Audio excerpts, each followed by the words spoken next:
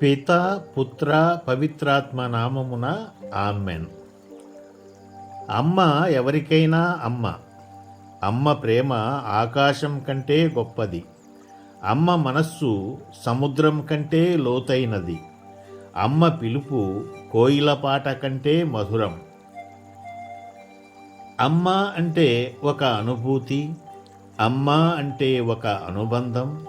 అమ్మ అంటే ఒక ఆప్యాయత. అమ్మ అంటే ఒక ఆత్మీయత. అమ్మ కోటి స్వర్గాల కన్నా మిన్న.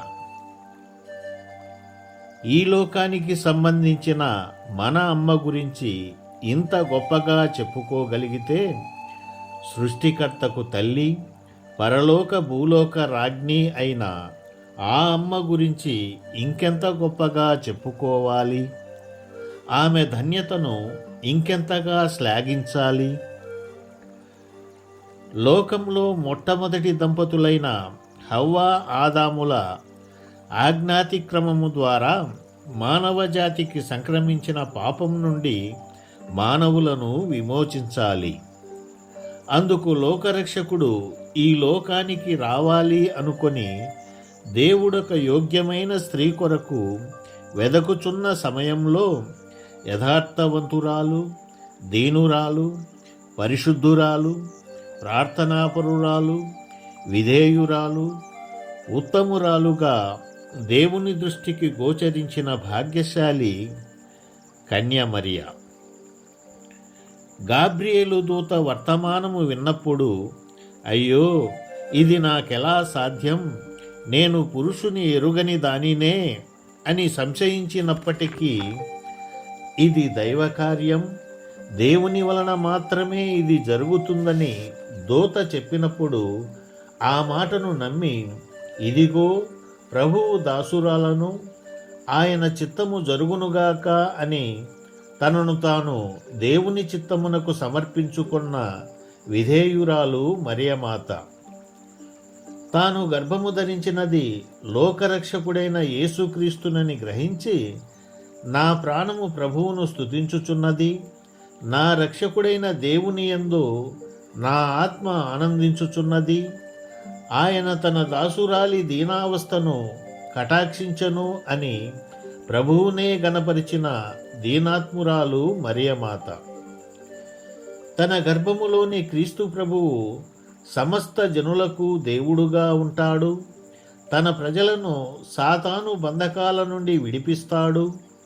దేవుడు తన పూర్వీకులకు చేసిన వాగ్దానాలను నెరవేర్చేవాడే తన గర్భములోని క్రీస్తు అని పరిపూర్ణంగా విశ్వసించి తన గర్భంలోని యేసయ్యను ప్రతి నిమిషం ఆరాధిస్తూ నిండు మనస్సుతో సర్వేశ్వరునకు వందనాలు తెలుపుకుంటూ కాలం గడిపింది మరియమాత.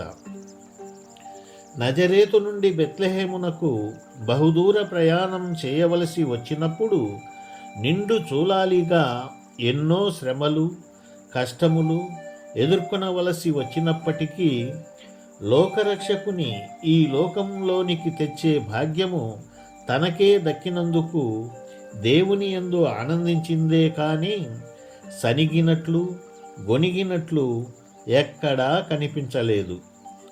ఈనాడు దేవుని కొరకు మనం చిన్న శ్రమను భరించాల్సి వచ్చినా ఎన్నో ఆపసోపాలు పోతూ ఉంటాం.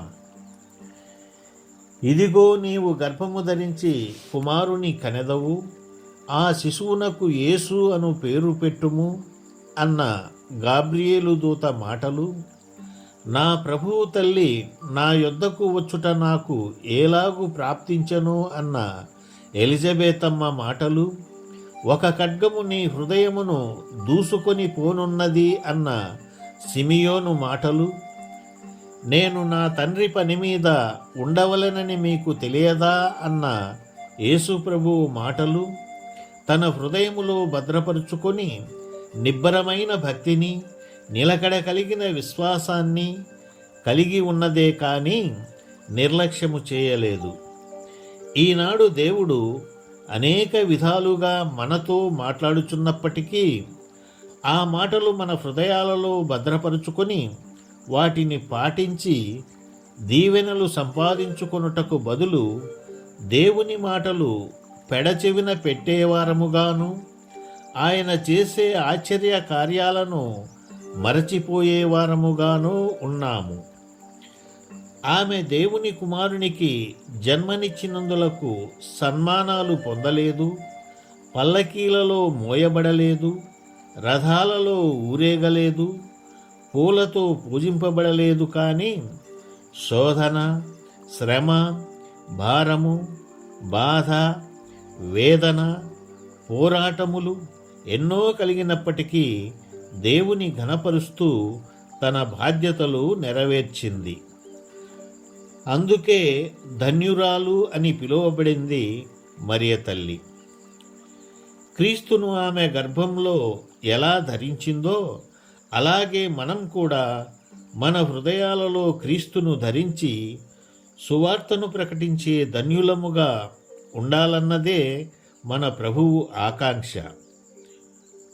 దేవుడు ఈ వివరణను దీవించునుగాక. ఆమెన్.